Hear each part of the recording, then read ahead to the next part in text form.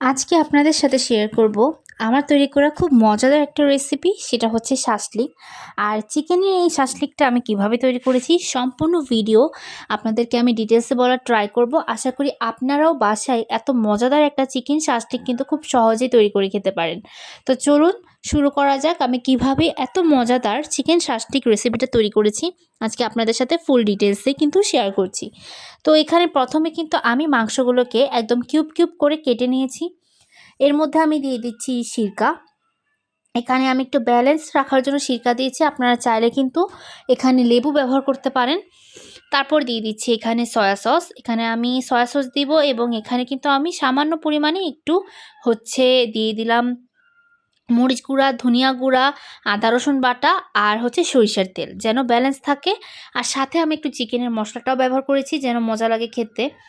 সবগুলোকে আমি একসাথে দিচ্ছি। আর এর মধ্যে আমি দিয়ে দিলাম মরিচ, আর এর মধ্যে দিয়ে দিচ্ছি আমি একটু লবণ দিয়ে এখন ভালো করে কিন্তু আমি মেখে নিব প্রত্যেকটা ইনগ্রেডিয়েন্টস।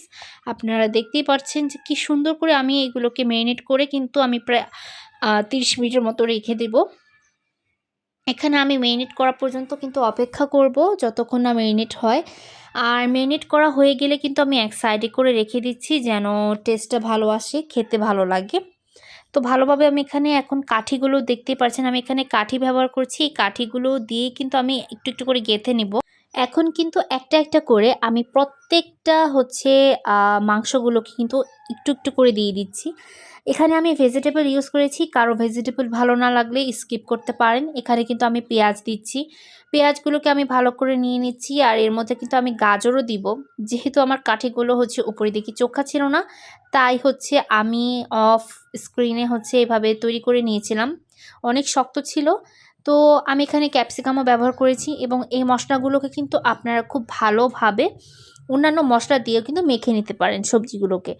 এবং এখন আমি একটু একটু করে প্রত্যেকটা কাঠির মধ্যে কিন্তু গেঁথে নিচ্ছিলাম যেন ভালোভাবে প্রপারলি গাঁথা হয়ে যায়।